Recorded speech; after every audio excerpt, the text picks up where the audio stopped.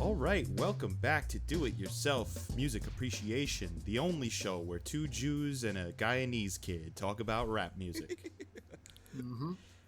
Welcome back, guys. This is a show where one of us each week will pick an album, then we will reconvene the next week and discuss it. Usually we pick that album because we love it. At least one of us does.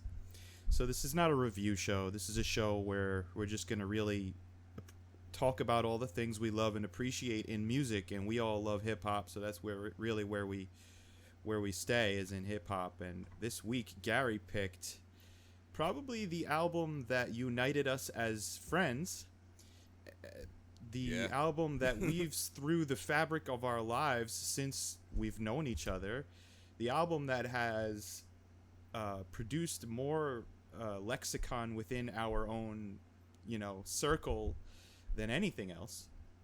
And pretty much. I think so. We are talking about the album When Disaster Strikes by the omnipotent Busta Rhymes. Welcome back, guys. Good to see you. I'm Benny. That's Dion. That's Gary. Yeah. Hey, yo. You know what, Ben? Right away off the bat, like one of the things I actually didn't notice, like obviously we know it came out in 1997, but it came out September 16th, 1997, which means this is really, really close to the time that we met you. Like me and Gary and our other boy Alex, shout out to Sasha. What up, PP Melvin?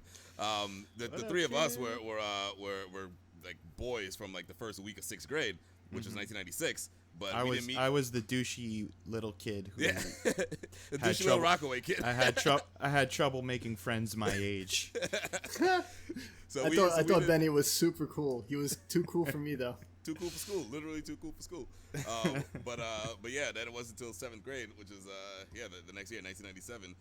When Ben was introduced to our crew, or our crew was introduced to Ben, however you want to say it. But yeah, that would have been right around September 16th, 1997. So Ben, you're absolutely right. This is probably like the first like important fucking thing in our in our lives, right? It was Busta Rhymes. It was South Park. What else? Yo-yos. Yo-yos. Definitely yo-yos. Definitely yo-yos.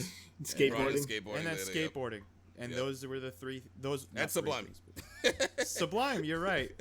Interestingly enough, Sublime played a huge role in our surprisingly formulation. Is that a word? Formation. It is now. I prefer formulation. I prefer my way. That's the name of my new band. New band, Formulation. Love it. Anyway, Busta Rhymes, When Disaster Strikes. I don't think any album produces more visual memories for me, honestly, in any genre of music. And I'm talking like all the way back through my whole life. This one, I equate so much of my like formative years to, and like my experiences as a middle schooler to this album. Also, this was such a cool week for me, Gary. Yeah. Wasn't it like at that time in your life, right?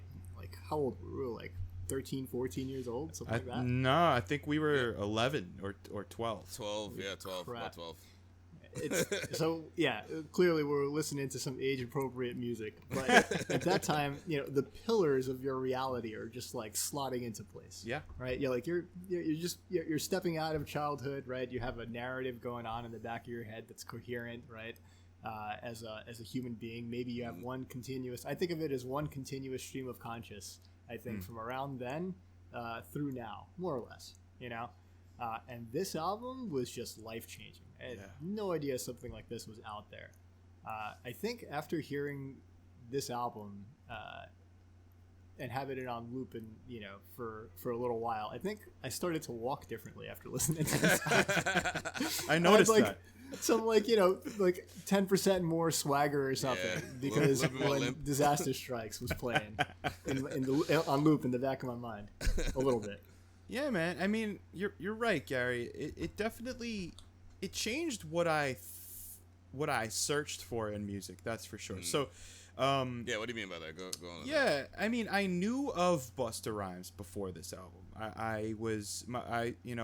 When we first started doing this show, listeners, we did an episode that never saw the light of day because we all had different mics and it sounded a little whack. But sounded like ass crack. I mean, just yeah, yeah. It sounded like a not right the back. content. The content was great.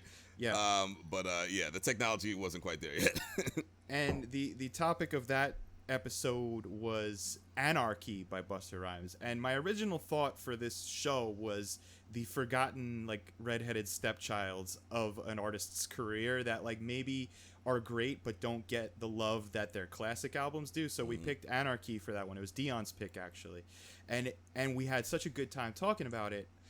And I shared in that one my story of my introduction to Busta Rhymes. And it was, you know, a very abbreviated version of it. Is I knew the song Scenario from, like, when it came out in 91 because my brother had the single.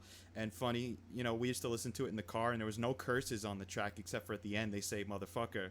So every time Busta said motherfucker, my brother would lower the volume completely and be like, hey mom, like, look at that On the stop Ford sign. Taurus. Yeah, like, hey mom, look over there at that car, and then turn it back up. So we, you know, and it was such an amazing song. And like my knowledge of hip hop was very limited because I was like, how old were we in 91, D? You're 6. better at math. Yeah, I was 6. You know what I mean? So I knew what my brother was playing, and I didn't listen to music on my own. You know what I mean?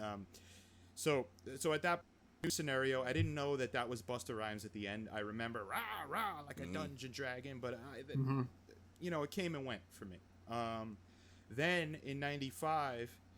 One morning, my mother used to wake me up by turning my TV on loud because she couldn't deal with waking me up. She turned me up, but she turned on my TV loud, and it was on MTV. And Busta Rhymes' video for Woo-Ha woke me up, and I thought I was still dreaming. Like, I thought I was having a nightmare, honestly. Trippy fucking video, bro. There's this guy in this big hat and big clothes and these, like, and all these colors weird and like camera fisheye angles. lens, yeah. And like the energy was like a dragon. It was like a monster waking me up, and I scared the shit out of me. That was my first impression of. I'm like, what is like? What am I waking up to? And then so I knew of Busta Rhymes. You know, his name and his voice was familiar from what I was hearing at the time. And then 7th grade hits, and of like, I'm growing up, I'm starting to pay more attention. I'm already listening to Tribe and De La and other, you know, I was actually listening to a lot of Tupac at that time, Biggie, and out comes this album, When Disaster Strikes. And our friend, actually, our friend in junior high school named Rashid was obsessed. He loved this guy. He fucking loved this guy. And he would quote him, and he would speak like him, and he would rap his songs. And that's really what got and then in class too, like in class, in the middle of a teacher's trying to do her thing, and Rashid just spitting like 4 bars from a Busta song. It was great. It was amazing. Great. And then I heard "Put Your Hands Where My Eyes Can See," and saw that music video, which was like life changing. Oh my god! Probably the greatest music video ever. I mean, it might be like Thriller. You know, you can't really top Thriller. I know, like I recognize that. But yeah, this is Hall of Fame. It's Hall of Fame. But, for sure. Yeah. So, you know, not soon after I bought the CD, I bought When Disaster Strikes, and I've been listening to it ever since. I think it's so fucking good. And like, as my tastes expanded beyond hip hop into jazz, into funk, into, you know, other alternative types of music, jam bands, all that stuff, my love for Busta Rhymes just grew and grew and grew. This guy, oh my god, this album, oh my god, man, Gary. So that's a quick intro, but Gary, man, you picked this album. We were on a run of more recent albums between Tyler's newest album, Royce the 5'9's newest album, and then a Danny Brown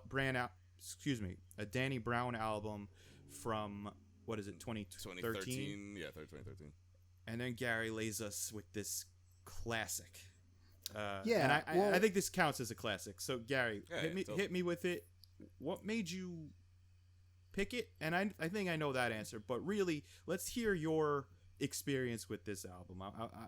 I know this is your favorite rapper ever. So hit me with it. This is probably my favorite rap album. And it's funny, it just hasn't gotten old. I've been listening to it for decades, man.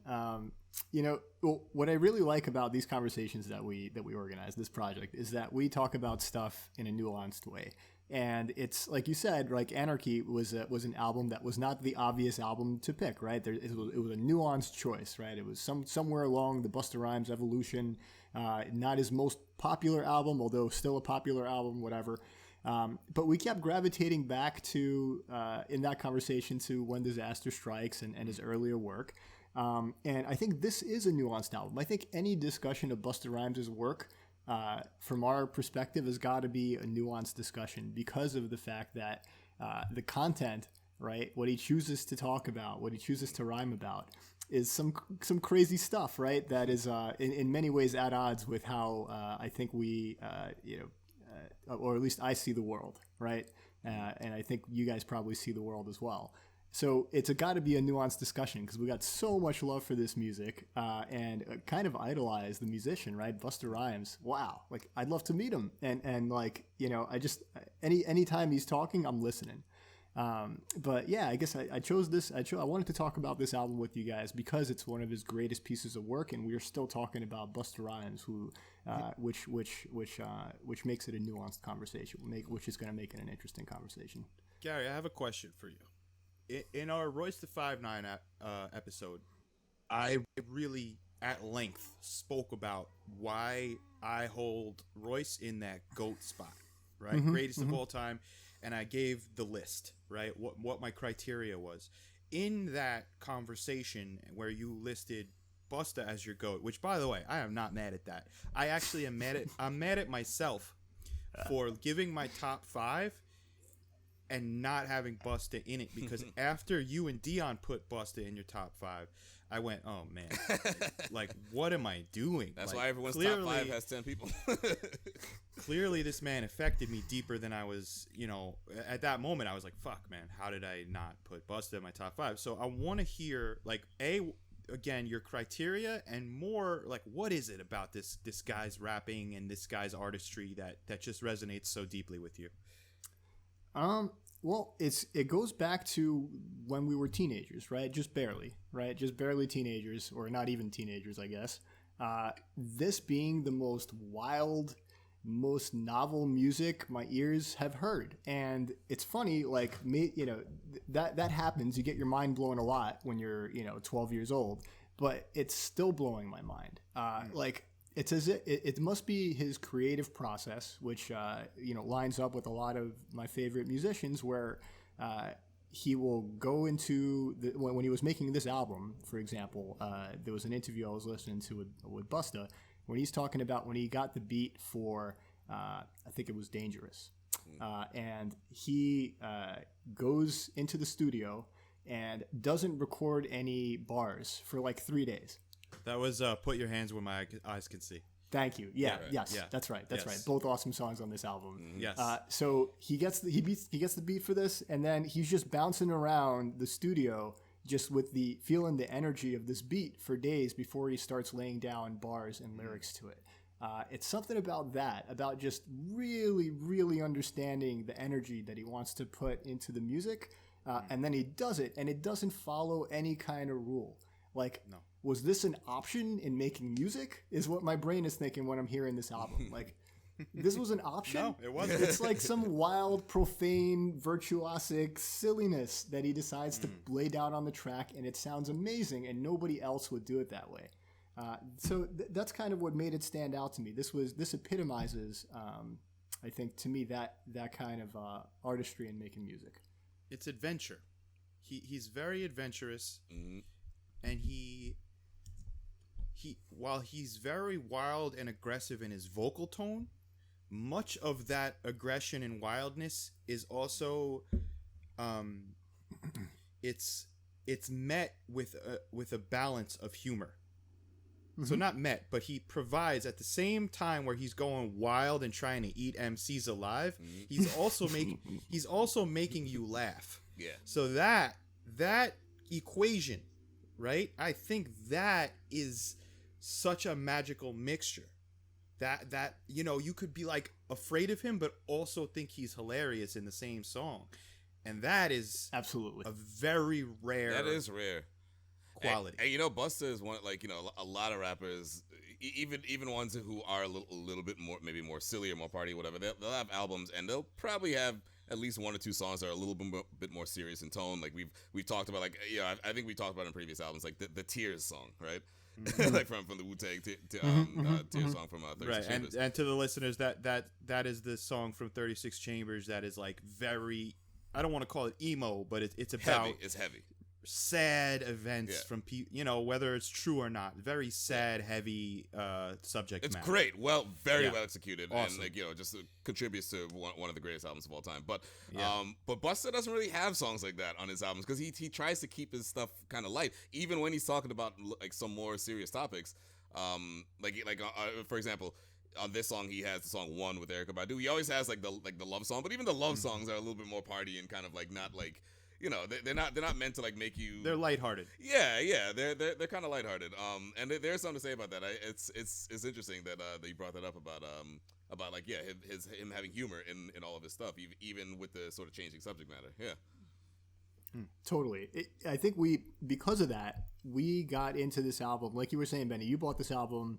It was probably one of the first CDs I ever bought. I elected to buy, and like we have this thing and we're studying it inside and out in like physics class, right? And and Mr. math class. Iradi's science class. That's right. Which was a great class, but we're sitting there with our buddy Rashid and I forget whether Alex and Vlad were with us too, and we're hanging out, and one of us has the pamphlet from the booklet from the CD, which has maybe some of the lyrics, or certainly has like the names of who produced it, and our teacher sees us reading it, thinks we're passing notes, confiscates it, and he picks it up. And this is a serious man, right? This guy was like this is a very serious man. This guy was a no nonsense type of guy. Bow tie every day, like And he was a good teacher. He was an excellent teacher. He was an excellent teacher. Looking back at it, he was a great teacher. He really was. Besides the point, he picks up the booklet and he starts reading it. What is this?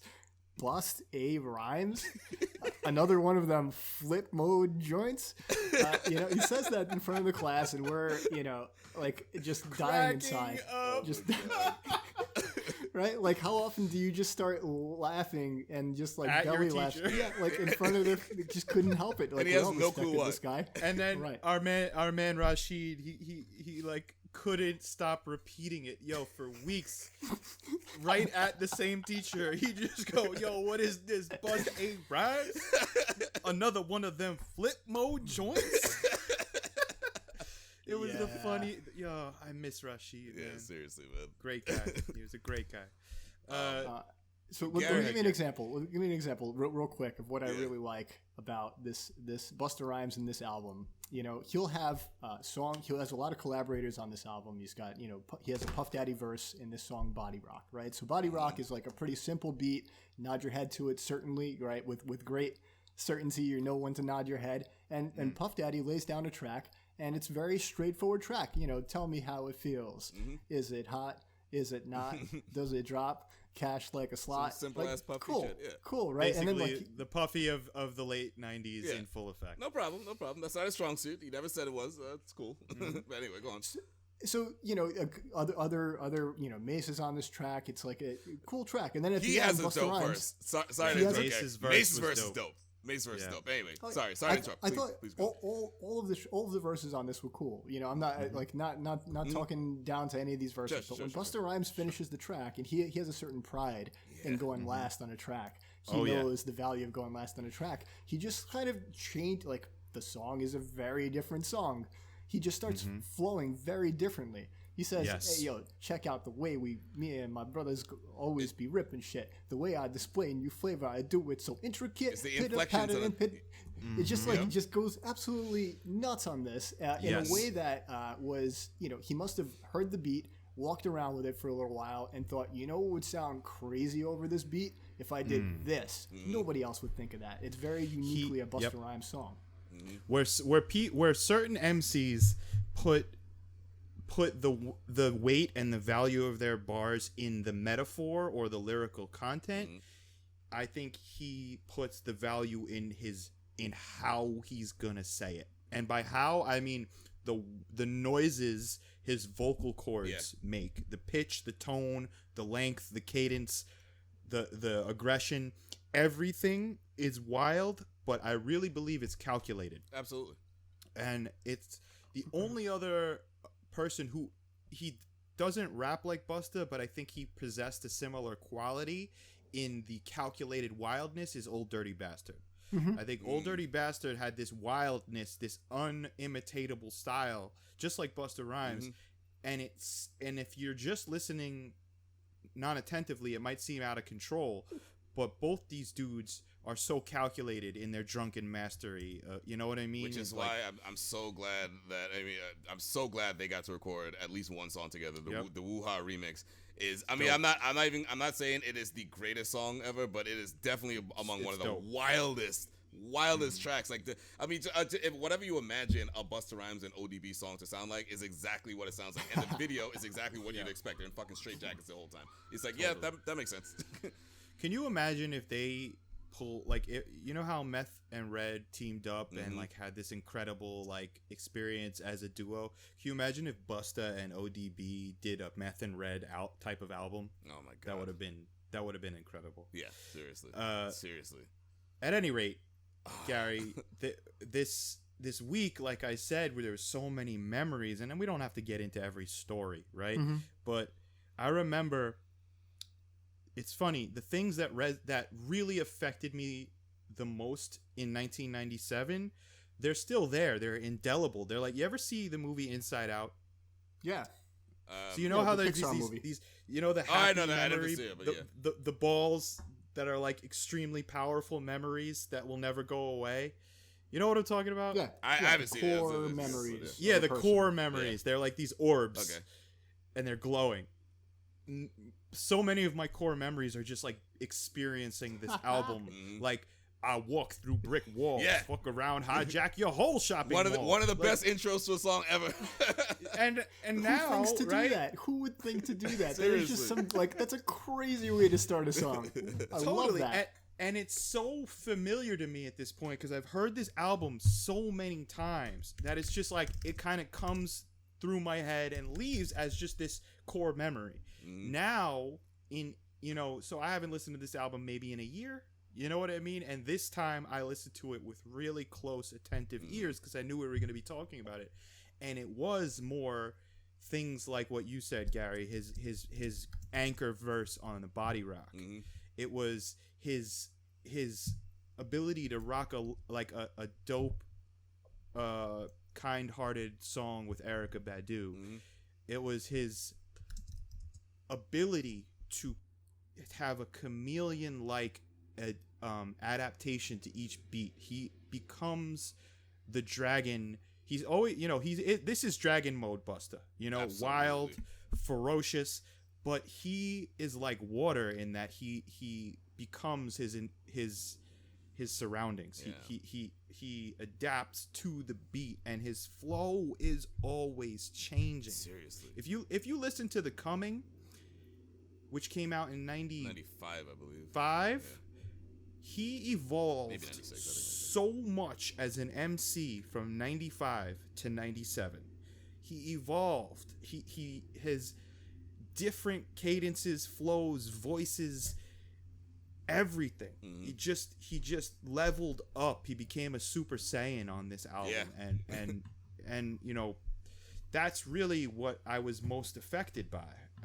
I was also really impressed with his foresight that the album came out September 97, but in order to give it longevity, I don't know if you guys noticed this, but on his second huge hit off the album, Dangerous, he says 1998, y'all. Yeah, he does.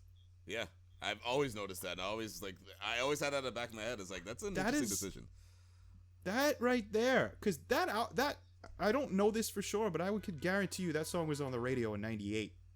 Yeah. He chose to make it. It was the second single, yeah. Second single. Maybe third. Fire It Up was in it too, but either way, yeah, it wasn't the first. You're right. I think you're right. I think it maybe came out in 98. So, I mean, and that song also is one of my core memories. That's the song. Dangerous actually resonated with me more than Put Your Hands Where My Eyes Can See for some reason. I think it was Rashid spitting that verse over and over again. And I was a huge fan of the Wayans brothers. Yeah. And Busta Rhymes was on an episode performing That's right. Dangerous. One of my favorite shows in the 90s. And yeah, I just noticed a lot of like you said, Gary, the nuances, the genius of Busta Rhymes on this.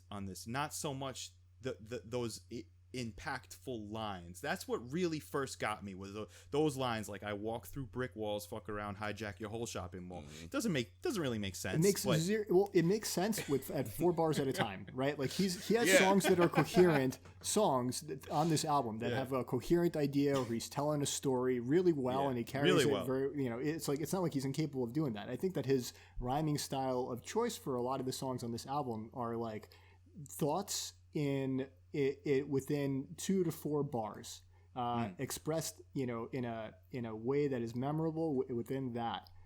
They were so, I mean, those little nuggets were so interesting that it was easy to memorize whole songs of seemingly random words, like that song, right? I still like, fuck around, hijack your whole shopping malls.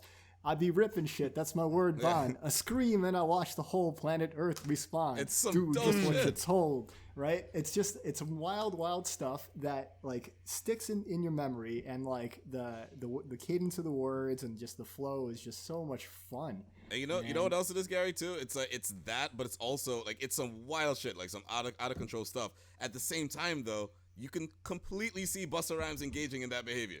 Like, I could, like, who hijacks a whole shopping mall? That sounds insane, but I can envision Busta Rhymes doing that shit. Like, that's the crazy thing. I think that's why it sticks with you so much, because it's like, it's so out there, but it's like, in his world, that's actually maybe realistic. Like, sure, maybe he does have he's the like, technology to hijack what a is this shopping mall. character? Who is this character on this album? Yes, right? he He's like developed straight out of Rick and Morty or something. This stuff is crazy. He did. He developed this superhero, like sometimes villainous, sometimes heroic, but like super powered character, right? His bars, even the more gangster bars, are most of them are clearly not from life experiences, but they're painting this truly visual picture, right? We talked about how visual he was in our previous attempt at a Busta Rhymes episode.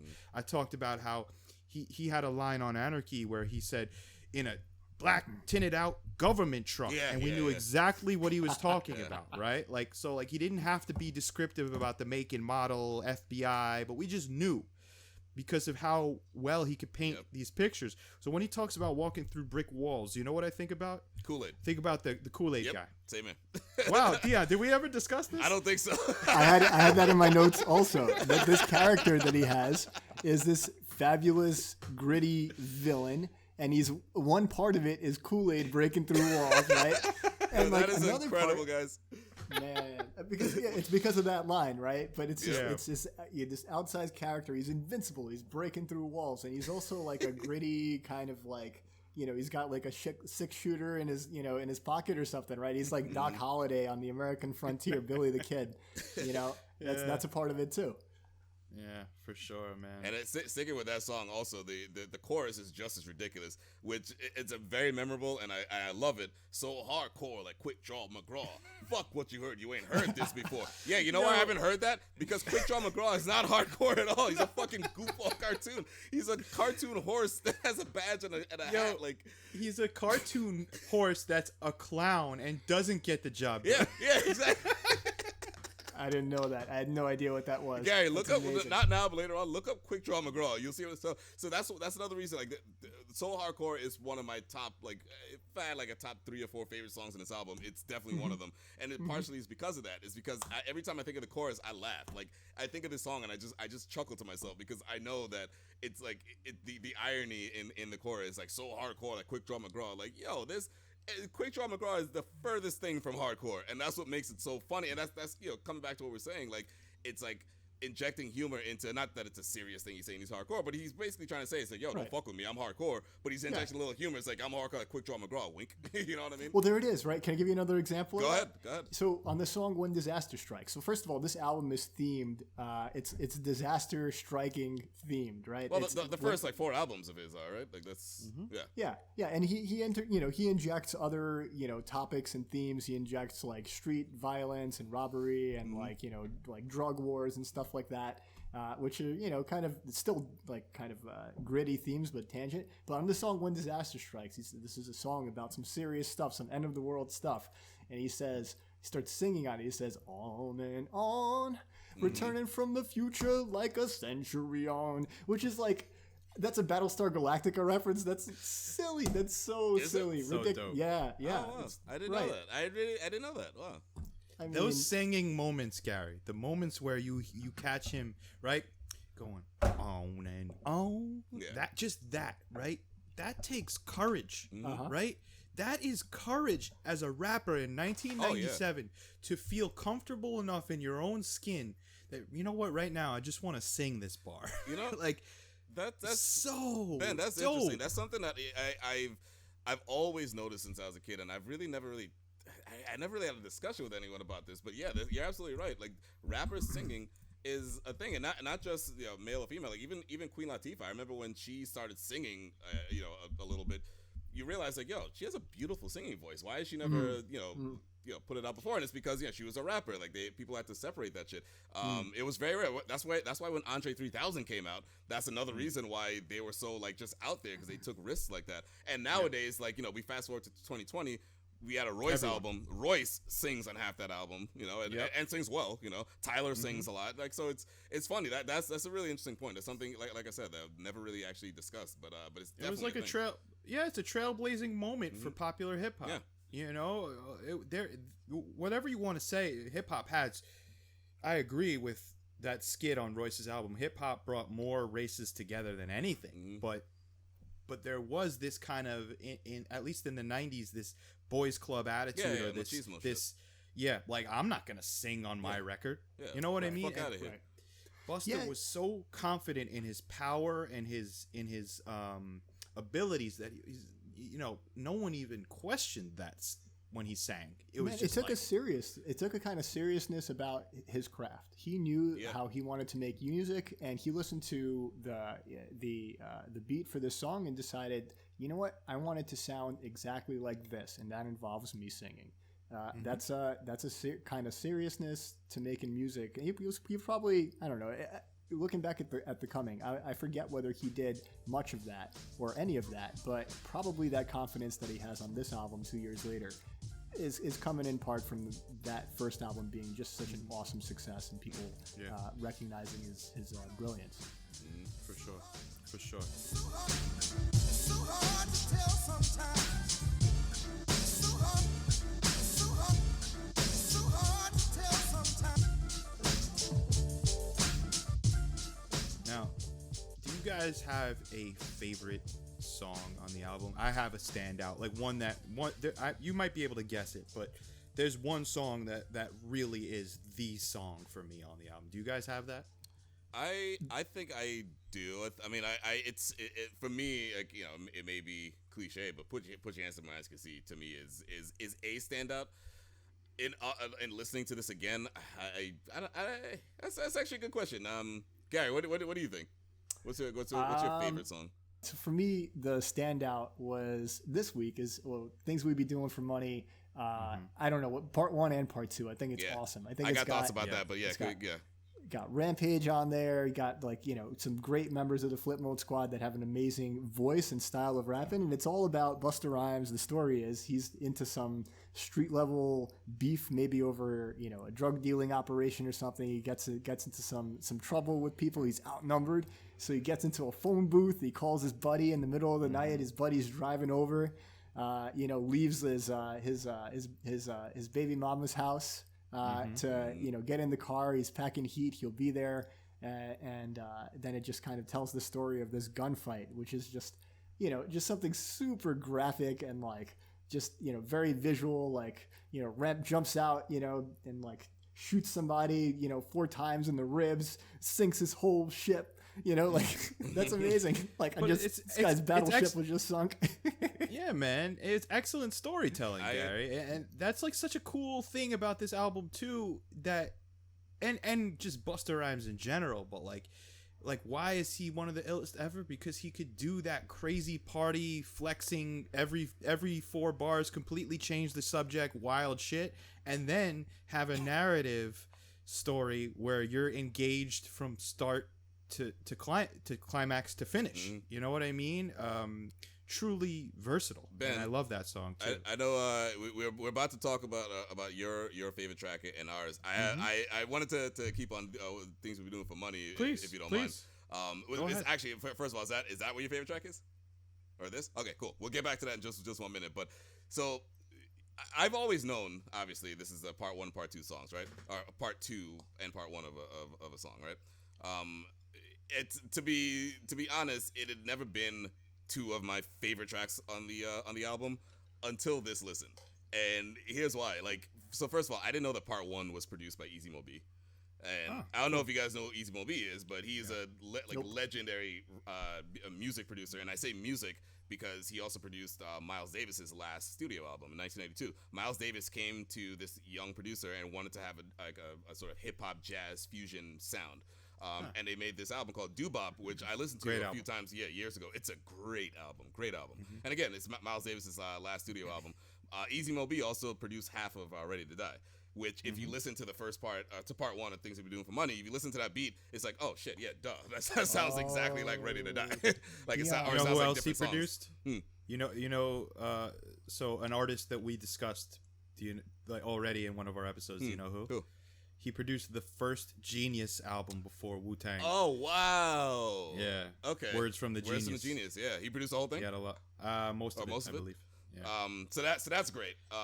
And then I noticed something about the storytelling. Let me know if you guys picked up on this. So part 1, right, is about a dude who wait, hold on. Where's my notes right here? Part 1 is about a dude robbing someone, right? It's just a guy who just he knows this guy's got jewels and he's trying to rob him, right? Part 2 though is about the guy getting revenge on the guy who's robbing. My question is, Busta Rhymes is in both, obviously, right? Does he switch characters? Does he switch characters, or because either he switches characters because Busta's the one as the aggressor in part 1, right? He's the one that's robbing, right? And then in the next track, Busta's like calling Rampage for or is it Rampage or Lord of Mercy? I forget. It was Rampage. It was Rampage. Rampage calls Rampage at 3 a.m. for help, right? So is that Busta from the first one? Like, because the guy at the end, like he's sort of struggling with him. Is he like trying to get back from him, or is Busta still playing the same character, but he's just lying to Rampage to get it? Because if you notice in the beginning of part 2, he goes, yo, they came out the back of the truck and they surrounded me. But if Busta's playing the same character, then I think he's just lying to Rampage, because Rampage be like, yo, why are you robbing them and some bullshit? Like, I'm not gonna come help you. But if he knows that it's like, yo, I'm gonna lie and just say like I got attacked, and then all like Rampage comes out, Split Star comes out, all on their different trucks. Like, what do you think it is? And maybe you guys might have to give it another listen to hear what I'm saying. But it's one of those two. It's one of those 2 options. And both are great. That's an interesting take on it, Dion. Like, did Busta Rhymes tell a lie to his friends? Like, yo, I didn't start anything. They just came out of nowhere. But he really did start it. I think so. D, you know what I think about this? I think every day me and my son stay scheming on how to maximize the level of day-to-day creaming. There you go. While you remain faking. Yo, I ain't tolerating no mistaking. We on the move to study paper making. Dope. That's the beginning of part 1, right? Oh, it's so good. Yeah, that's the beginning of part 1, exactly. I don't think I never connected the dots to the 2 stories, and I always imagined the second one being unrelated on some kind of larger scale transaction going wrong. Because why like would just like a different story but with a similar vibe, so they made it part 1 and 2. But Dion, you're right, because he's calling for backup, like something went wrong, right? And here he's doing some stuff in the first part that could go wrong real fast. Exactly, and he references in one of the first lines that he says in part 2. He goes, "Some niggas pulled up in a black Suburban, jumped out the back, tried to put it on me while we was fighting over the gat." They talk about them fighting over the gun in the first part. So my question is, who is he playing? You know what I mean? Dude, you know what? That is such a I've heard these songs so many times, and I never even thought to be like. I always looked at it as part 1 and 2, and I never even realized like, well, that contradicts. That's what I'm saying. The 'Cause first I never part. really gave it a full Yeah. listen. The first part ends like the last few bars is the victim contemplating what to do or how the fuck to get up out the situation he's going through. The nigga tried to grab the gat. You know, I started clapping. Bet y'all niggas want to know how the rest of the story happened. Then they go Maybe- into it and they talk about I'd like to think right now that that I'm analyzing it in my head that is a role reversal, and It could- part yeah, 2 is from the perspective of the person who just got jacked. That's what I initially thought. And it's just Busta Rhymes playing the two roles, right? Because that's what I initially thought. But then I just figured it's like maybe he just did lie just to get his boys back up. Like that shit happens. Sure, Well, it's like it's maybe- embarrassing. Yo, you tried to rob someone and they somehow wrestle the gat away from you, and like you're gonna go tell your boys like, yo, this happened. Can you help me? Like, no, you're gonna lie and be like, I got jumped. Please help me. Think about it. That's all I'm saying. Well, let's set an intention to keep going with this podcast, get a lot of listeners, and one day interview Busta Rhymes and ask him himself. Absolutely. One day, Busta, One we're day. coming for you. One day. But anyway, Benny, yeah. what's yours? What's yours? Yeah. So my favorite track on, and it's been this way probably not since '97, but since high school. Turn It Up. Now, Ooh. my Yes. experience Yes. with this song, it was just another song on this amazing album that I kept listening to until Fire It Up came out. When Fire It Up came out as a B-side to this, and it was a massive hit, like huge hit. That Turn It Up was the single, and Fire It Up was the hit, which is weird. And the remix second beat of this, yeah. Yeah, they call it Turn It Up remix, although I don't understand why they would call it a remix. It's a completely different song. Knight Rider, dope video, dope song, really just such a cool song. So when I really was getting into Fire It Up, I went back and listened to Turn It Up, and something about this track that I didn't understand it then, but I do understand it now. This was the evolution of Busta Rhymes right here. So Yeah. real quick, the thing I love most about this album is that the beats are rooted in 90s boom bap and funk. Yep. Right? There is a funk to his production that every album after this you'd see less of. And by funk, I mean snappy 4/4 boom bap beats where the bass line and key hits are like kind of behind or behind or after the one. It's always this funky neck snapping good time and organic sounding boom bap music. And this song was like very, very funky. It samples an incredible, Oh my god. incredible soul song. Yes. I'm blanking on the name. Dion, hit me with it. Love and Happiness, Al Green. Love and Happiness. Al Green, man. The Which is Reverend Al just- Green. It samples and the use of that sample is just fire. Perfect. So it's this good time bounce. If it was just the instrumental, I would want to learn how to just breakdance to it. It's just so like I want to party when I hear it. And funny enough, the original sample is a lot funkier too. Like the actual Totally. Al Green song is. I mean, if you guys haven't given it a listen, listen to that right now. It's a great incredible. song. Anyway. Incredible. So I mean, this is the song when I'm listening to this album in my car, which is when I listen to Busta Rhymes most, is in the car. My shoulders dangerous. my shoulders go. I'm like people passing by are watching a man having a disco party in his, literally just like I'm grooving to this song right now. This man is listening to Busta Rhymes in the car. Yo, I'm in it, right?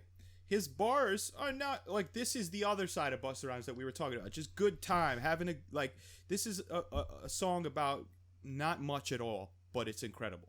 It's about turning it up, having a good time, and his flow, right? So this is where you see, like, the coming was most of this rah ha whoa, whoa, whoa, wah, ha. like those are the inflections he was really going with, and it's dope. I love the coming, but this was intellect. I'm like, again, I'm not quoting him here, but it was more of a percussive, rhythmic, bouncy, learning how to ride the beat in a more rhythmic, less aggressive way. Yeah. And it's awesome. It's like that, to watch him. It's like where To he goes listen like to him do hanging, that. hanging like a medallion, like the way he says that. Yeah, exactly, exactly. And just the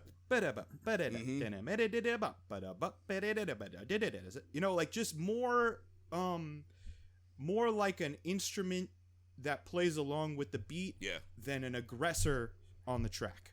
And he became as the years went on, more like he had those dragon tracks and he had those bouncing to the flow tracks. And then, you know, especially on the next album, he introduced Chopper Busta Rhymes on Gimme Some More. You know, he wasn't rapping that fast on this album though. And A couple instances here where and he there. goes, yeah.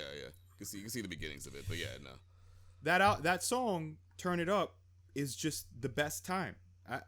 It puts a smile on my face, and it's the perfect it just and the funk in the track and the funk in his voice, his ability to just, his hooks are simple yet they penetrate right to the core. You know what I mean? I want to hear it real loud, y'all. Turn it up, you know. But like, yes, Yep, please yes. turn it up. You know, there's 3 things about that song that make it one of among my favorites in this album. One is just generally it's just a great chill song to listen to. Like it's cool. The beat is great. Like it's just like you said. Like I mean everything we've been saying. Like no need to repeat. It's Al Green's voice as part of the loop that is so memorable. Like it's one of the things that exactly. It's one of the things I remember about this album. Yep. It's good.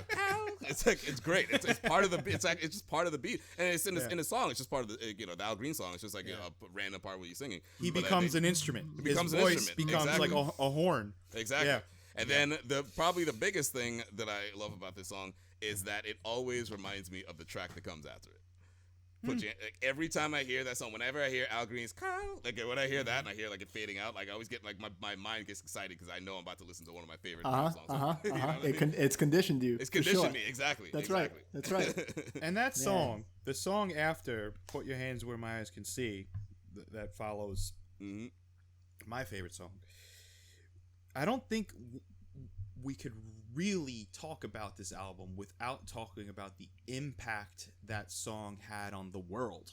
Yep. That was the biggest song so that came out September 97, right? Biggie had already been murdered. Rest in peace, Biggie. The wave of like the massive tidal wave success of Life After Death and the hits that came off of that, and then I think, when did the Diddy song come out that had Busta Rhymes and Biggie on it? Was that 98? What, Victory? Victory, yeah. Or was that 7th grade? I think that might have been 97. At any that might rate, have been 97. in this period, right? Then September hits, and you have this just huge song. That song took over popular culture for a long stretch of time. Every hour on the hour you saw it on MTV. Every hour on the hour you heard it on Hot 97. The beat is, I think that song wouldn't be what it was had the producer who made it, I don't remember his name, not So just, it was who actually did do this? He's a name I'm not familiar with. Yeah, because he was yeah. And just that, had he not found that sample from that Seals and Croft folk record, that one breakdown, right? Who that's what I love about the art of digging, looking for these samples that are just gonna make you a millionaire. If you find that art is gone, you're not gonna become a millionaire from finding a sample anymore. But like, I imagine this guy got paid, and Busta Rhymes made a lot of fucking money off that one break in a folk record. Ba-da-dum, bum bum, ba-da-dum, bum bum. That alone, just that funky breakdown on a folk record, became this tribal, hypnotic, impactful, massive song. you could put the instrumental on, and a dance party's gonna. Oh yeah, within a second, people of all ages will recognize it. This is on the level of like Hey Ya, like Outkast, and was it Lil Jon, to the window, to the wall, like. These are like songs that we're not talking quality. Like forget that. I'm not talking about. I'm just talking but about. But it has a quality of just getting right to your backbone and just. And it lasts with you. It lasts with you. Like you just said. You put any of these songs that we just talked about. You put them on in a party today, and the shit'll get jumping. Like it doesn't. It doesn't matter who's at the party. It doesn't like it. Like there's just certain songs like that, and this is absolutely one of them. Yeah. But it also has this quality where it has this like melancholy kind of criminal activity type feel to it. It's got this minor key, right? You feel a little. Yeah. Like and which is part of the original song too. That's part of the Seals and Crofts song. That's right. I think that they, in making this album and this collaboration, for the beats, I think there were some choices made to include some like kind of melancholy, dangerous sounds in a lot of the songs, right? It's not just this one. There's like an aesthetic in the sounds, even though it's different producers. There is this thematic darkness to the music. Yeah, I'm seeing amber streetlights, old New York City streetlights. Yeah, same here. Yeah, that's funny, Gary. I'm actually proud of myself about this sample because I'm not sure when you guys knew about this. I feel like we have talked about this before, but I've known that this sample, this Seals and Crofts song, since college because I had a radio show in college. For those of you that don't know, is me and my boy James, aka DJ White Chocolate at the time. Then we had a radio show called Menagerie Soul. We did funk, hip hop, and jazz. Great show. We loved it.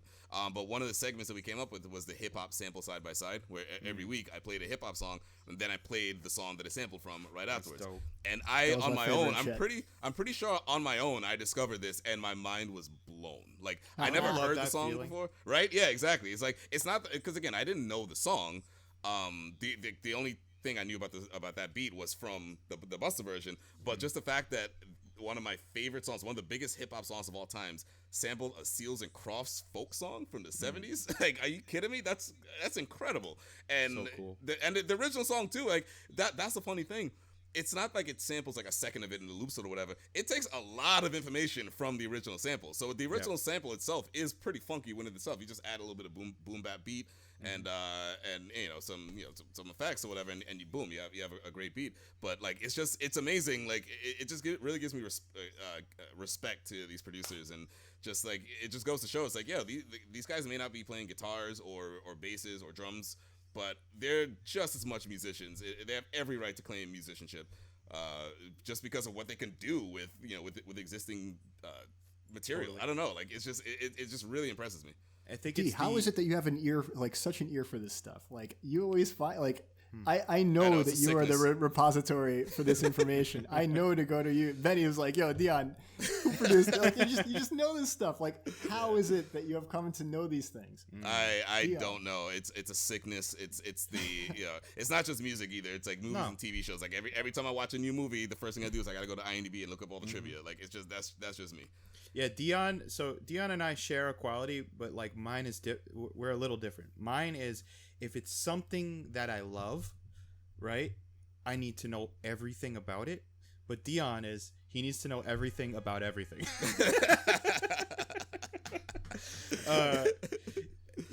I love that feeling, Dion. That's such a dope feeling when you listen to a record or a song from the past that is not hip hop.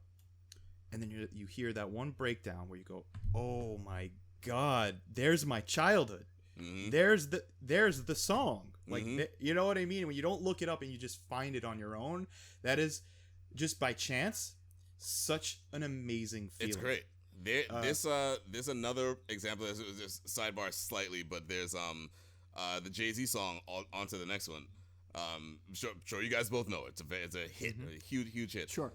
Do you realize that it samples a Justice song under the spotlight? So you know when the person the female voice on onto the next one goes onto the The actual sample is from a Justice song where they're going under the spotlight. So in the song, she's saying under the spotlight, whether black or white. So what they did is they just took the first few like words of that, they put it in the Jay-Z song, and they made it, and they titled it onto the next one, so that your mind thinks that she's saying onto the next one, but really all she's saying is under the spotlight. So instead of saying under the spotlight, you get onto the next. That's dope. That's That's one of the dope. best. Again, this is Jay-Z. This isn't Busta, but that to me is one of the greatest examples of like hidden sample. Like, I don't want to say the word hidden, but like just like the greatest use of a sample. I've like They call that a flip. That's incredible.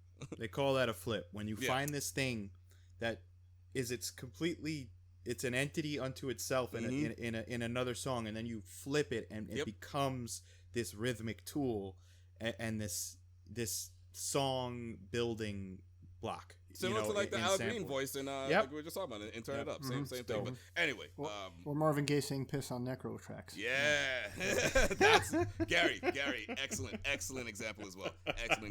And you'd be proud of that. This Oh god. So, something else I loved about this album was that it taught us incorrectly, but a lesson that stuck with me forever, which is what a good squad is, right? Like the Flipmode squad, the kind of like crazy building up of this crew, mythological.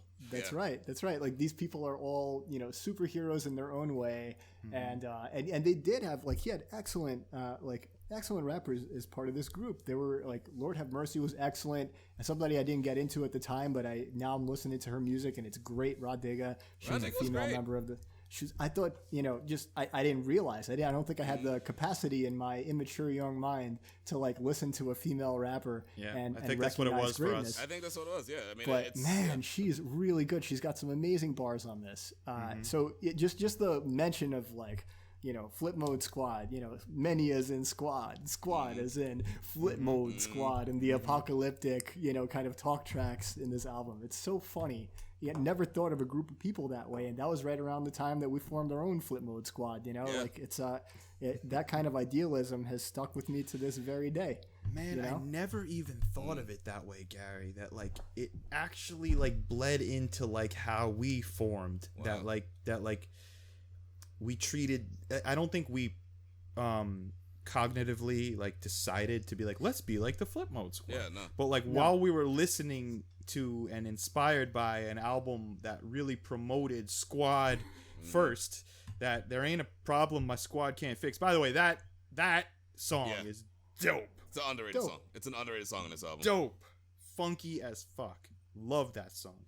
But because it comes right after Put Your Hands on My Eyes You Can See, which takes so much shine that you kind of forget that the track afterwards is it's incredible. It's great. Anyway, such a good time, that song. At any rate, when we're listening to that, we're also seeing hey, Benny's not as big of an asshole as we thought he was. Hey, Gary's not as much of a dork as I thought he was. You know what I mean? Dion. The fuck you about to say about me, motherfucker? Dion isn't as smug asshole as I thought. No, I'm just kidding.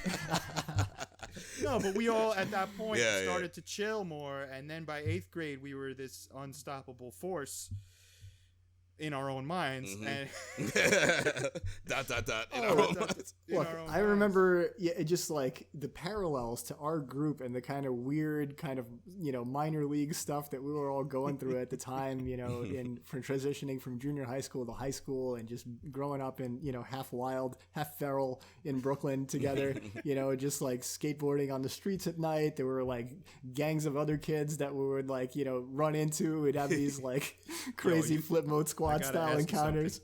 Are you down with the Avenue S boys? Man, Quentin, it's Quentin Road Posse, baby. Quentin Road Posse for life. When we formed the Quentin Road Posse. It was I kept hearing in the back of my mind that song "Get Off My Block" with Rampage. Who the fuck you be? I love that.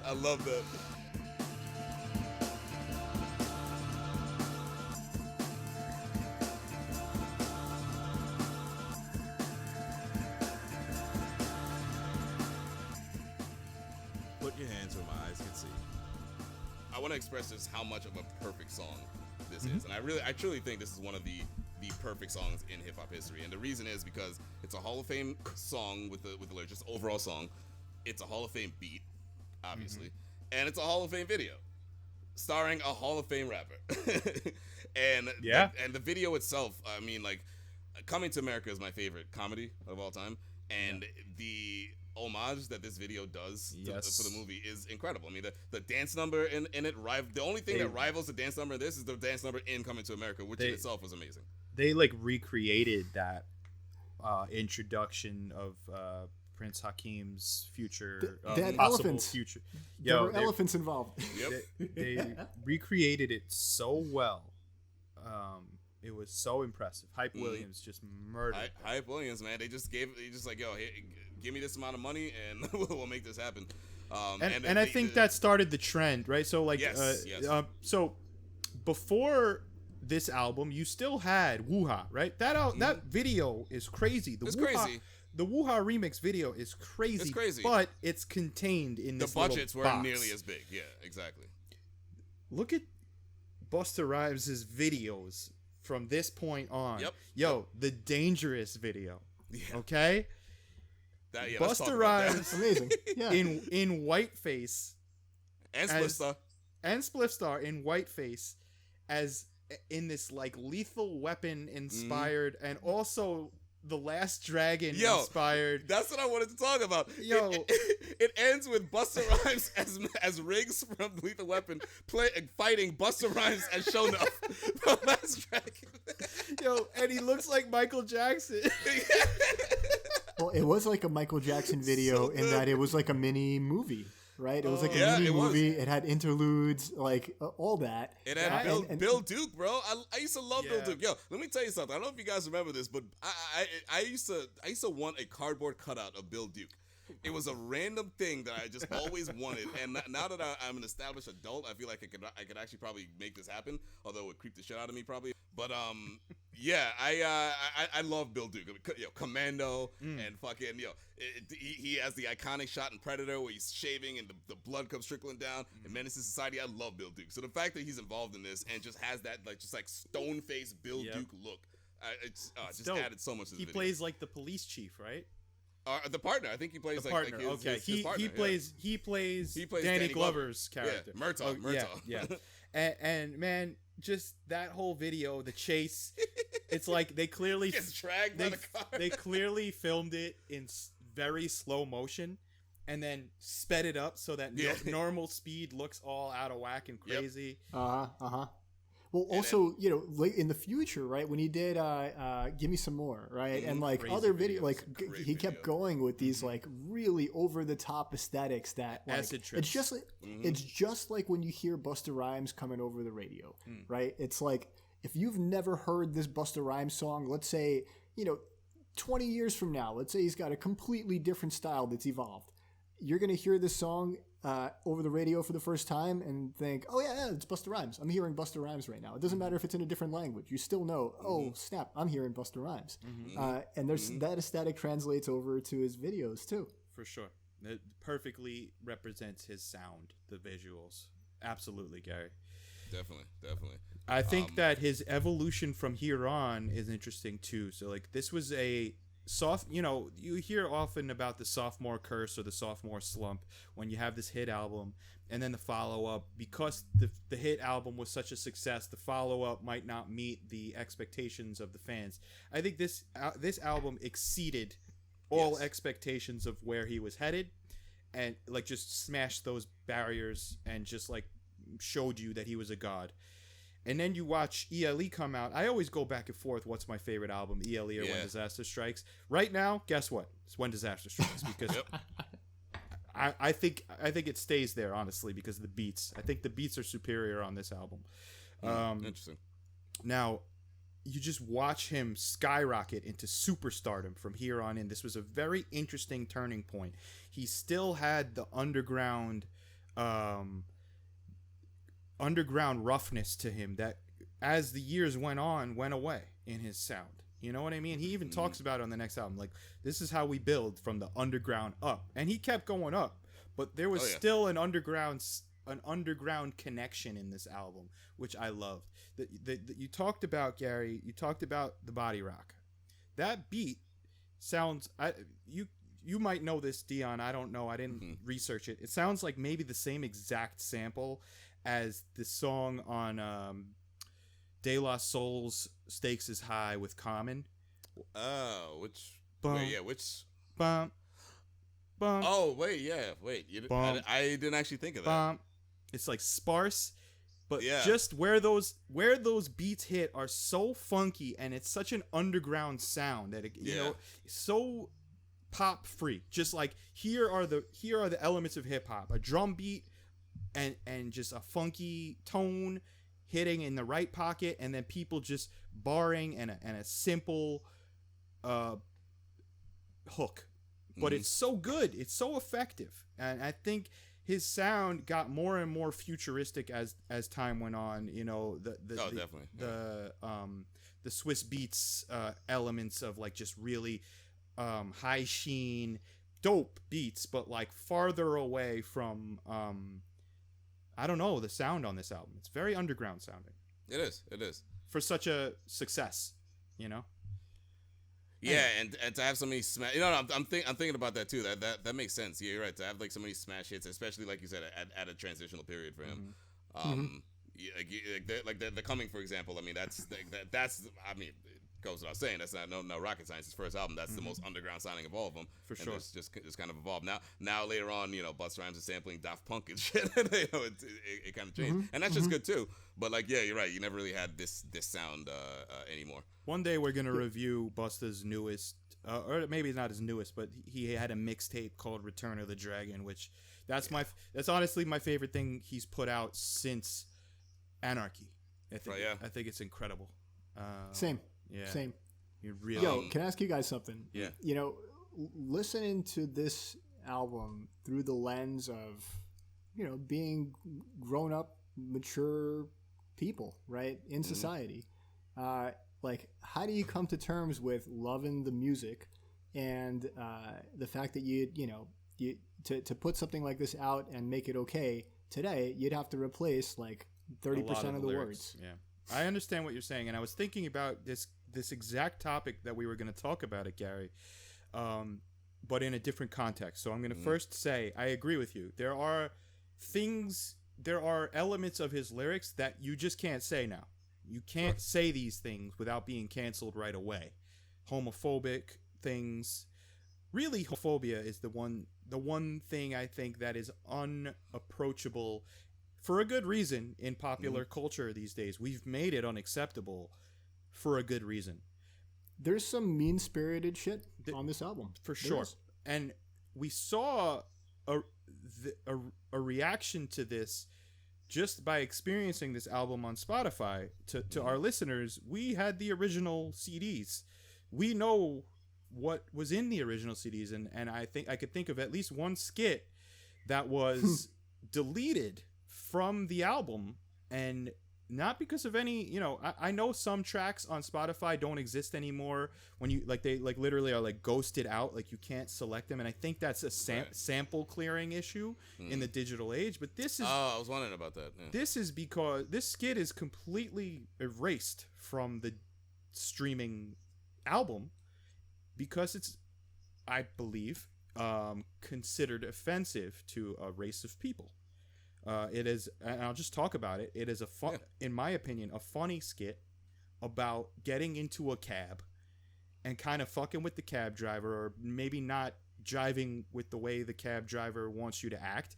And he turns around and pulls a gun on you, but he has an accent which is considered offensive, which is a Middle Eastern Arab sounding accent. But I think it's very funny. When he says, look, I mean, when he says freeze mother bitches, I mean, I laugh every time I It's hear genuinely it. funny. It was like a funny track. Now, none of us are from that part of the world. That's But if you're gonna go to that length to erase a skit that literally is fairly lighthearted, then why haven't you erased every F word on the album? And it made me uncomfortable to think that cancel culture is so real, and so worry that things from your past are gonna get you canceled now unless these are egregious actions, I think we've gone too far as a society. And Joey Badass recently had an interview where he really disagreed with cancel culture. What he said was, it's stupid because what it does is it puts weight into the notion that people can't make mistakes and can't grow. Right?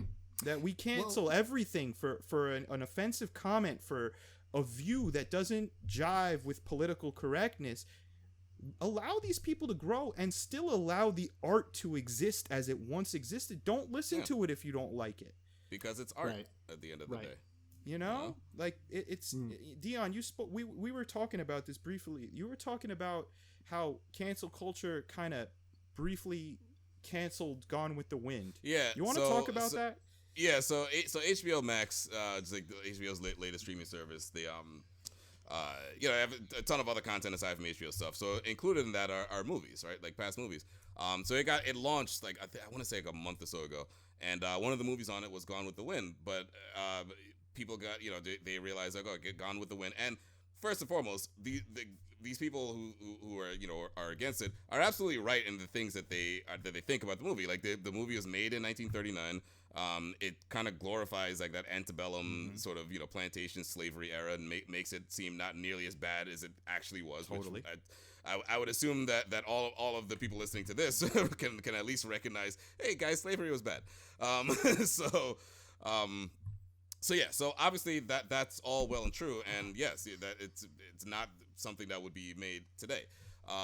That being said, it was still a piece of art that was made in 1939, and what came from that movie is Hattie McDaniel won the Academy Award for Best Supporting Actress. Massive. That made her the very first African American to win an Academy Award ever. So.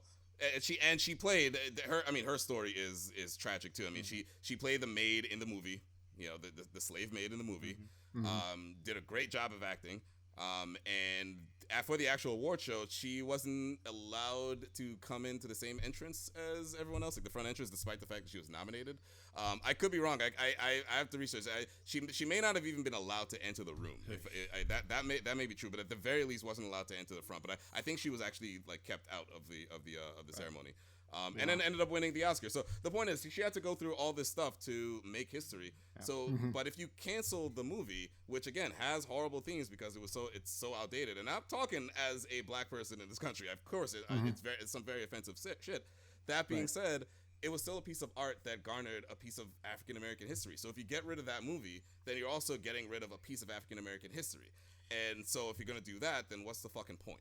Do you know what I mean? I do. That's right. And I think we have to find a balance here, right? So I think, obviously, Busta Rhymes is not going to put a new album out with a skit that in any way, shape, or form marginalizes or makes fun of an entire race of people. And I don't think this skit, personally, that was deleted, marginalized or hated or even it was more about racism towards black people, in my opinion. It was more about a cab driver being unaccepting of the black people in his car than his voice. And that maybe it's because they made like an Apu style caricature of this guy, right? And you know, we grew up in Brooklyn. Like, you know, a lot of the cab drivers were immigrants, right? Like Middle Eastern folks, you know, Russian immigrants. Sure. From all over. Yeah, totally. So like, you know, when we hear you know, some crazy accent from a cab driver, it's like, yeah, okay, so cab drivers tend to have you know, accents from all over the world. So it was like, all right, that made it more, you know, kind of authentic. From my perspective, but also it's like, you know, we have to think from the perspective of other human beings. Like somebody who's from a Middle Eastern background would hear that and think, man, this is why, you know, we're perceived this way in popular culture because of stuff like this, right? And keep in mind, this is coming from three people like Ben. Your family for at least the last few generations have been American, but like my whole family, I'm first generation American. Most of my family are immigrants from Guyana. Gary, you yourself are an immigrant from Russia. Yeah. So like this is coming from two out of the three of us who have strong immigration, like, you know, like, what's wrong? Let me start over. Three of us that have, like, you know, like immigration is very important in our background, and immigrants, you know, like I feel like we feel for them, so I understand that, but at the same time, it should be noted what we're saying. It's like we are not these people. So No. if Busta Rhymes had a friend who's Middle Eastern that came to him and said, hey, like this offends me and I would like you to remove it, I can't knock you for doing that. It's like the same thing with the Washington Redskins. Like what's going on with getting rid of the logo and the name. It's like their argument is like, oh well, some people, we poll some Native Americans and those people aren't offended by it. It's like, yeah, those people might not be, but most of them are. And even if some, You can see people- how if they some would be. group- Yeah, if some group of people is going to be offended by something, why the fuck would you want to continue doing that? I don't care course. what poll you put out. It's an course. offensive thing. So But I this do would want to say be- that. Like so, like so let's say the Washington Redskins eventually get to a point where that logo is gone and their name changes. Oh, they're there, to- by the way. I don't know if you've been paying Okay, attention. I don't. That's I don't going to watch happen in the next football. few weeks. Okay, so that happens, right? This would be the equivalent of replaying those classic games of theirs from the '80s, and they go, and now the Washington No People, like they'll like change the name that the announcer says, or not air the game. Yeah, Right? And no one's asking to do that. Even people who are like staunch supporters of getting rid of the name. I myself am one of them. Right. I'm not asking to go back and edit like video. Like it exists. I'm saying the word Redskin. I mean, it makes me uncomfortable to say, but it's because it's the name of the team. So Right. yeah, I don't want to go back and. I mean, look at. I mean, this might even sound controversial. Look at Bill Cosby. Horrible person for the things that he's done, but his show in the 80s doesn't change the fictional character and the fictional story of the 80s that uplifted so many black people and like got you to see a doctor and a lawyer as a black family living in Brooklyn in a brownstone. Like there's certain things that were important to that. And I don't want to get rid of that. Like you can separate the art from the artist, and I know it's Totally. hard, but And I just think there needs to be a line, right? I think there needs to be. Who the fuck am I? I'm just some Jew from Queens, right? But like they're like I look at Jewish characters who are portrayed as clowns on Family Guy, for instance. What's the guy's name? Mort. Mort, yeah. Oh, Peter. The redhead. Peter, what are you doing, Peter? That guy. Like he cracks me up. It's just like a funny Jewish neurotic voice. You know what I mean? We can't cancel things like that just because they're a little poking fun at the way someone sounds. That shit pissed me off though. Did it? Did you? Yeah, Mort pissed me off. Really? Fuck Mort. Yeah. Yo, here, allow me to complicate this a little bit. Let's right? do it. This is great. So Busta gleefully, more than once, described his music as ignorant and disrespectful, right? And he gleefully talks about this. And it's not like, yes, we should I agree that we should evolve and we shouldn't rewrite history as part of that evolution, but we should evolve and be better going forward. And the stuff that I don't know. I don't see that evolution necessarily with Busta, and he's unapologetic about it, and that's fine. And the thing is, it doesn't stop me from listening to his music and enjoying his music, but it does complicate things. His music is almost invariably misogynistic, right? He's got anti-gay kind of stuff in the skits that were left on the album, by the way, right? Like in what I said was my current favorite song of the week. Right, That's the one where he goes, "Run all your jewels." That's right. Okay, yeah, that's right. So there's a skit where he's like, doing like a Juicy Smollett style beatdown on on somebody who's he's like throwing anti-gay slurs at and stuff as part of it. It's just like, man, that's kind of disturbing. I don't love that. It's clearly he thinks it's funny, right? And I genuinely don't think that he's like going around throwing beatdowns at people that aren't like him in his day-to-day life. I don't think that's what's up. No. But it does complicate things for me. I got to come to terms with Busta Rhymes the guy, now that I'm an adult and I'm a guy myself. I got to come to terms with the stuff that he's saying that is has a little tinge of hatred in it. Yeah. That complicates the music fair. for me. How do you guys deal with that? I don't know, man. I separate the art from the artist. Yeah. That's I'm the what I same do. way. I don't. I personally, right? I am unaffected by celebrity. I'd like to talk to Busta Rhymes because I admire his artistry so much. I would love to meet the man. And I have to imagine he's an extremely nice person who doesn't have I've heard he is. hate in his heart the way we might assume by that skit. I think it was just a move that was accepted at one point that is unacceptable now. That is Simple as that. Yeah. insensitive. Yeah. But again, I don't think he's that guy. I just personally don't. But right, people are human, and the art is inhuman. His artistry is godlike. His ability and his musicianship is massive and omnipotent, but we're all humans. I look at so my favorite musician of all time, Jerry Garcia. There's a few facts about the way he lived that I 100% disagree with, and I go, ugh, yikes. You know what I mean? But he still channeled God through his playing, and his God channeling musicianship still gives me chills when I listen to it. So I have the same experience, by the way, with a way more egregious example, meaning Michael Jackson. Yeah, sure. If the allegations that have come to light again are true, then this is a monster. This is a fucking devil that I still will put Thriller on and boogie to. Yeah, I will. I'll And never Off not the listen to Michael Wall Jackson. I'm sorry. is still one of the greatest albums ever made. Yeah. So there you go. I separate once the art is there and I enjoy it, it's no longer theirs, it's mine. That's how I look at it. I can't That's draw a that good way to put line. it. I can't draw that line with Busta Rhymes in particular, right? Like, I will never be a person who's hanging up posters of musicians, in my room, because I'm like, as a matter of principle, like, fuck that. I don't worship anybody, right? You're also 35 years old. But I have a Grateful Dead but poster. there's a big but, right? In the I guess in my mind's eye, right? In that little, if I had a teenager's room, right, that to decorate, I would have Busta Rhymes posters all over that shit. Because I always have worshipped the guy, and I always did look up to him for this superhero character that he has portrayed, for his creativity, his strength, the strength of his voice, how he gets a message across, what a strong crew he has built, and how he gives them props in his music. I'm like, wow, that's a kind of ideal that I, in some ways, want to live up to.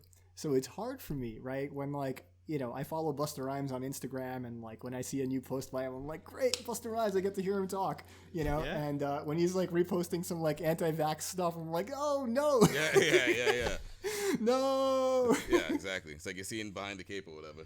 yeah, or behind the curtain. I just- By the way, before you go on bed, I was mostly joking. I have music posters up too. I got a culture Biggie. I got Roots stuff. So I'm 35 and I got music posters too. Don't worry about it. I just look at it this way, Gary. If I happen to find out that this dude whose art I love happens to also be a guy I want to go spend time with, or get to know and be friends with, incredible, great.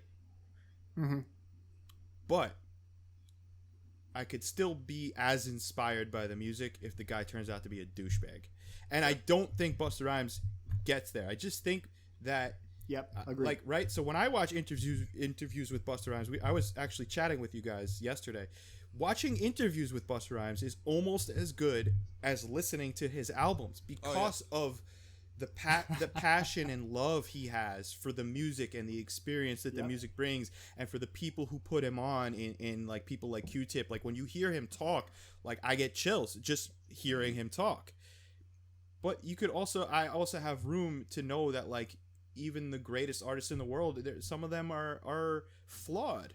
And by flawed, I mean don't necessarily line up with my own moral compass. And you have to separate the human from the art. And I don't think they're, even, I don't know, it's just that simple for me. Here's another example, okay? I love Pink Floyd. If I ever ran into Roger Waters on the street, I might punch him. For the shit he's said about Jews. Right. Okay? Right. Right. Fuck Roger Waters. But but I love the music he wrote, and I'll always listen to it, and I'll always get the same type of chills when I hear Dark Side of the Moon and Animals and The Wall. So I don't know. I just think it's very important to develop that own mental barrier that this is indelible art by a human who's very capable of doing things that I don't necessarily see eye to eye with. Right. Now, and that brings the it human back. piece of it, right? Yeah. Everybody's a complicated human being, for sure. And it brings it back to the lyrics on this album, man, right? So a few, more than a few gay slurs forcefully in the lyrics, in the skits, things that almost every rapper would say in the 90s. That's right. That's right. Just- and you know what? He might be a vulgar dude and with intentionally disrespectful bars, but he's also a part of music history. And like I was watching Hamilton on Disney Plus last night with Sarah, and who I hear at the very end rapping over the credits? It's Busta Rhymes. It's Busta Rhymes on a Root song, right? I'm like, wait a second. It was like one of those moments. I don't think I've heard this song before. Maybe I haven't heard it for a while, and I'm like, my ears perk up. I'm like, wait a second. That's Busta Rhymes. Yep. That's right. Because I turned to Kate because we watched it last week too, and I was like, oh shit, Busta Rhymes. We're about to review one of his albums. So yeah, he's just all over the place. It's great. And I could still call him top 5. I could still say, man, I really want to pick his brain and talk to him about music and about life and about Q-Tip. And about like the experience of recording the Scenario remix. Like I want to like talk to this guy. Like I really want, like he's one of the few celebrities in the world that I hope to meet one day and let him know how much he impacted me on like a very cellular level. Like this guy has shaped us. I would love to hear his point of. I would love to debate this very subject with him. I'd love to hear his take on it. I want to hear his candid point of view on it. Like where does he actually stand on this? Like how does he think about this topic? Because this is what you got to remember, right? And like, it's tough to say, but we used that word back in the day. Sure, when we were making fun of each other in Queens, we used that word. There's an episode of The Office that so smartly critiques that ignorance in white men, just like the shit they say, right? And like just men in general, I guess. Like they talk about the R word against mental illness and the F word against gay people. And Michael Scott is such a perfect example because he's the most ignorant, stupid man, and he's clearly just ignorant and doesn't get that what he's saying is so offensive. And it's such a great, I don't know if you guys are familiar with this episode where he's talking the Oscar episode. Is it gay witch hunt? Yeah, gay witch hunt. Yeah, gay witch when hunt, he goes, and I'm not going to say it, but he goes, I would never call a gay person the F word. I don't even want to complete the line, but like it's very funny to watch ignorance and how the ignorant mind thinks and what we all. And that's the point of that episode, right? Totally. Yeah. That's what we were. We were ignorant. We didn't know that these words made people feel so bad. We just thought of them as funny insults to people. Exactly.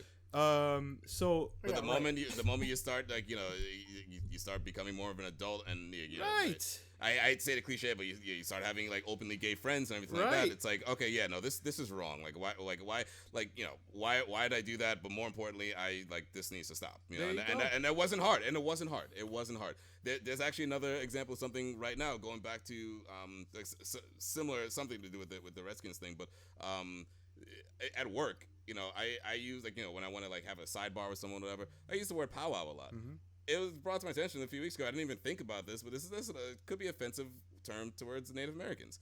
Powwow. And ever since I found that out, I was like, oh, okay, well then, cool. I'm not going to use that term again. And I've been consciously trying, and it's no problem for me. Like, I'm not going to be like, oh my God, they're taking my freedom away to say this word. I'm like, no, it's not my freedom to have. This is a word that may potentially hurt people, so I'm just not going to say it. Like, it shouldn't be that hard. Synonyms. You got synonyms in your back pocket. You could use. Sure. You got synonyms. Yeah, exactly. Exactly. We as adults, right? So I believe our responsibility as quote unquote woke humans, right, is to move on, adapt, evolve, and change.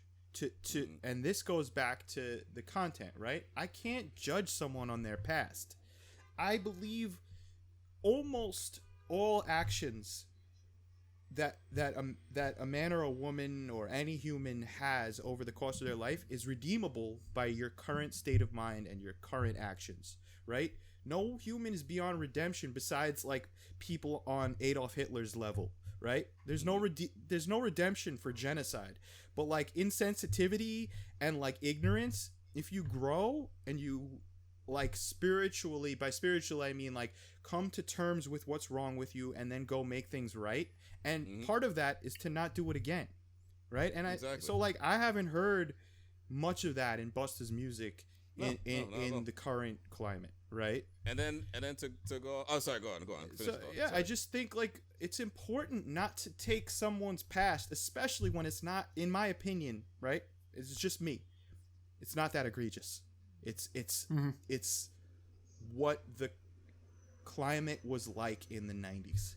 It's what was acceptable in the 90s that is no longer acceptable now. I can't judge someone on their past, only what they're doing right now. Yeah, right. I guess like when you depart from what the most common vernacular is, right, that is a decision, right? Whereas if you're just using the words that people are using because that's just the medium for making music, when throwing together lyrics, it's a different. It's not a conscious, discrete decision being made to use that language the same way as it would be now. Yeah, and it still happens now. You still that word still exists in hip hop. I think Eminem used it last year. And you just right. And like Tyler, I think that's a little fucked up. It is. I remember like thinking he that. made a decision. Like I've got other words to use. Right. This isn't how rap necessarily sounds these days. But I'm gonna make a decision to use this language. Yeah.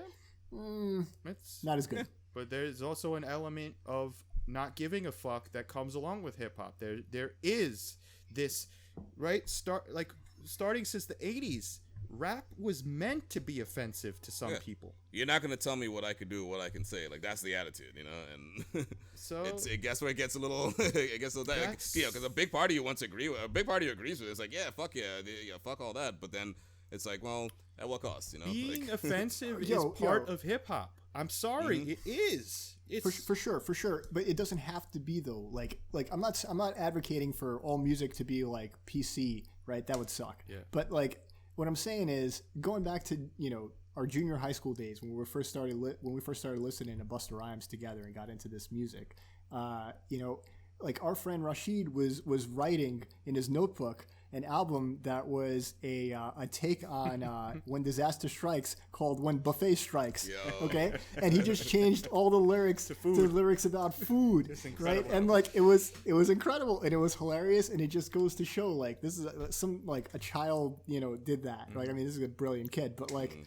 It's something, and MF Doom did this, and like other great rappers choose a topic and stick to a topic that is, either constructive, a political topic, or hilarious. Just anything except, and you don't have to stick with the mainstream use of language. You don't have to, and especially somebody like Busta Rhymes who just thinks way outside the box.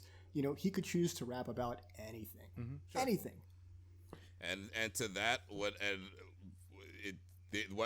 people would say to that guy, because you are right, but then the other point is like, all right, well then if you are offended, if you don't like it, you don't have to listen to it, because that is the freedom of America, right? Yeah, like that's where right. And that's I think that's where cancel culture gets tricky, right? So yeah. I have no issue canceling a pedophile or canceling a rapist or a man who truly harmed someone or a multitude of people.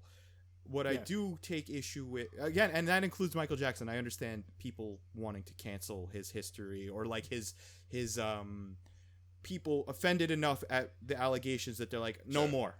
And I get it, but that's not me. I still love his music. Fuck to him as a human if that's the case. But if that's the case, right, exactly. Whatever. But to just take insensitivity as enough of a reason to erase a man's success, or to take an artist with so much positive and then that one little negative, and it's little. I think offensiveness is just not enough to just For sure, man. And Busta Rhymes, I think, is because it's not hate. I don't think it's hate.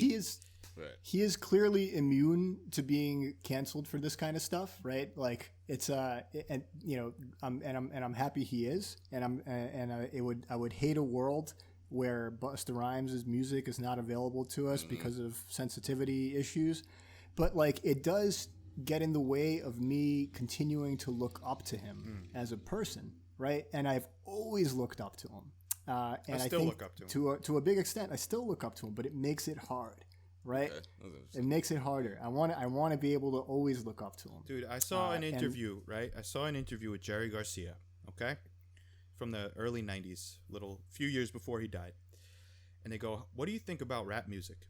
And Jerry Garcia, my favorite musician ever, who's so inspired by black music of old, by funk, by jazz, soul, it's all in him. He goes, I don't think rap music is music. It's just like people talking rhythmically. Like he didn't say anything racist, but he just didn't think that rap music was music. And I remember like when I first heard it, it was like, oh, fuck you, Jerry Garcia. Go fuck yourself, Jerry Garcia. But within 2 days, I was putting on a Dead show from '72 and grooving. Right? You gotta just allow people to have different takes than you and to feel differently than you and still appreciate everything you still appreciate about them.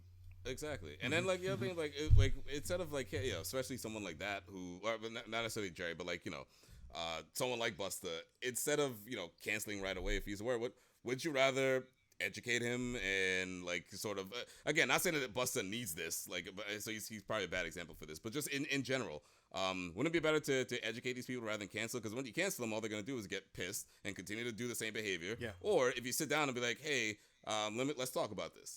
Here's why this offends me, blah blah blah, and then that person would likely think about it and change their ways. And not only that, but guess what? They have friends and family that probably have the same behavior, and they could maybe go and say, hey guys, I just learned this from X person. I have Maybe to imagine what I mean? people have had. I have to imagine Busta Rhymes is so massive in his scope of success and influence. At some point, someone has spoken to him and said, and I think that's why, right? Going back to this missing skit, like that might be why that skit ain't on the album anymore. Because like, hey man, like. We're speculating, yeah. Right, probably. right. Yeah. So I have to imagine that all artists from the '90s are faced with these exact conversations. Method Man, right? Method Man has made a conscious effort for the past decade to not curse on any song he's been on. Jizza hasn't said a curse word on a song for a decade, right? People change, people adapt, people grow. And we also have to have room for people who don't. Fuck it, man. I just still music, still art. That's right. I'm not with getting rid of someone because they see things differently than me, or because they say something that someone else is offended by. That's too far. It's going. It's a self-destructive impulse in our society. Yes. I think for sure. You don't see things the way I see them. You must go. That's right. I want to be at peace with music as it's been, and I also want to be enthusiastically, awaiting ELE2 or whatever Busta Rhymes puts out next. Yo, fingers crossed that happens. Yeah, exactly. Before we wrap up, I would just like to say how disappointed I am in every single artist that has announced an album and not followed through. I'm talking about Liquid Swords Part 2, which was announced in 2007. I'm talking about ELE Part 2, which was announced 10 years ago, maybe, something like that. Yo, what the fuck, artists? I'm dying to hear that. Dying to hear it. I don't care what it sounds like. I don't care if he thinks it's imperfect in some way. We're dying to hear it. Dying. Busta, please, give us ELE2, please. That's right.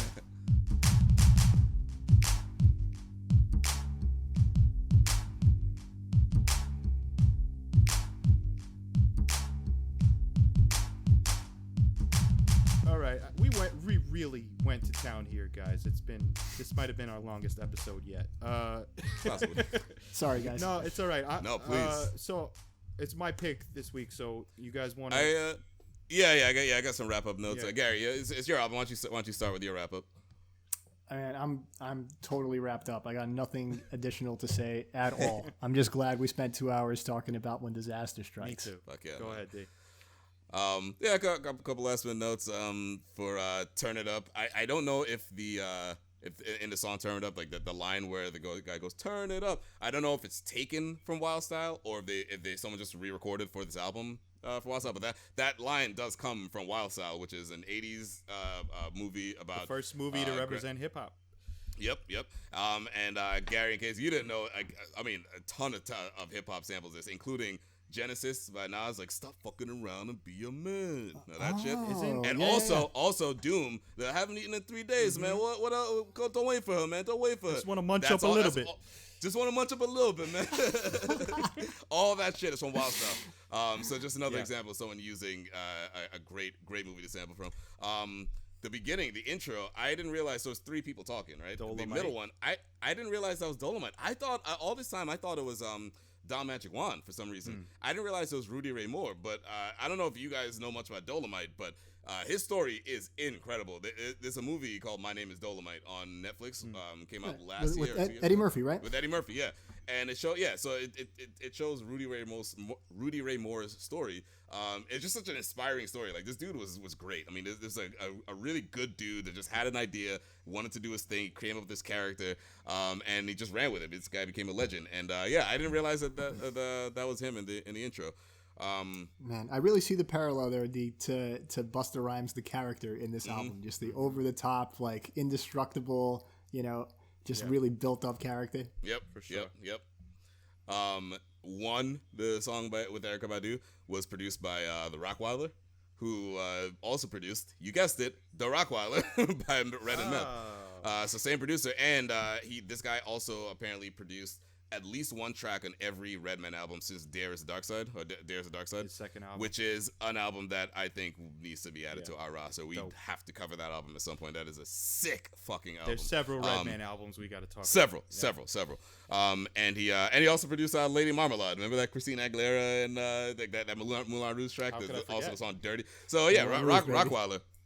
Rockwilder produced that. And then the last thing is just about Dangerous. I think we discovered this a few weeks ago. I came across a BuzzFeed article that had like 15 nostalgia commercials from the 80s and 90s, and it was that I realized, realize is the wrong word because I just never knew, but where I discovered that the hook for Dangerous comes from a fucking PSA from the 80s about loose pills in the house and the dangers of loose pills in the house, and it's literally these puppet these puppeted incredible. pills with like mouths moving, everything going, this is dangerous, you should have a healthy fear of it blew my mind. I think I told you guys didn't know about this either until My brain melted out of my ears when I saw that. I had an atomic explosion from between my ears. It was nuts. Guys, like if you want to look this up easy, I think it's just Singing Pills PSA 80s. If you just search that, you'll see it. It's like a 30-second or a minute long spot.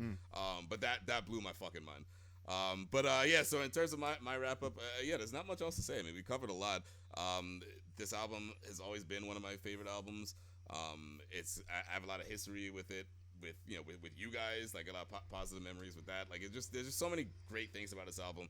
I don't know. It's Busta at his best. Like, there's really not much more to say. It's 5 out of 5 mics. All that shit. Great pick, Gary. Thank you. I had fun this week with it. I was very busy this week, and as a result, I kind of had to squeeze in my deep dive because I did not want this to go without me like at least giving like a deep thought to this album. The way I put it, it's like, I've been studying this album for 20 years or 20 plus years, and I wanted to make sure I aced this test by doing this podcast. So I wanted to make sure I spent enough time with this shit to really get my thoughts out. And I feel like I did. I feel like we all did. This is a great job by all of us. And Gary, once again, great pick by you. Thank you. Yes, Gary, so grateful for the pick, the walk down memory lane. This is one of the greatest albums ever. One of the greatest albums ever made. Any genre of music. I will call it a masterpiece of hip hop. Loved it. Fucking loved it, man. Speaking of superheroes, our next pick is the sophomore album by the incredible rap duo Czarface. That is Nice.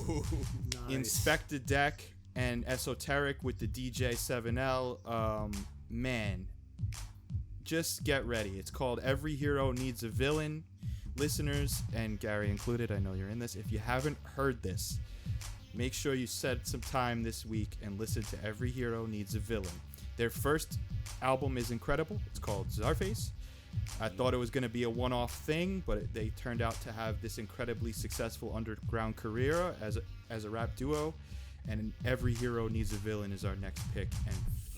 And just get ready. Great pick. Sweet. Great pick. Love that album. Thank you. Yes. All right, guys. You've been go up. Just no, just want to make sure we give our shout outs to yes. Red Walrus. You're listening to the sounds of Red Walrus, our buddy Fred. Thank you so much once again for providing the beats for the intros, outros, and interludes for this podcast. Red Walrus, man, check him out on Bandcamp. Great DJ. Great DJ and awesome. You know, you could download his music. It would be helping out a great artist and a great friend of ours. So thank you, Fred. Yep. All right, guys, you've been listening to Do It Yourself Music Appreciation. Go check out Every Hero Needs a Villain. We'll see you next week. Peace. Peace. Peace.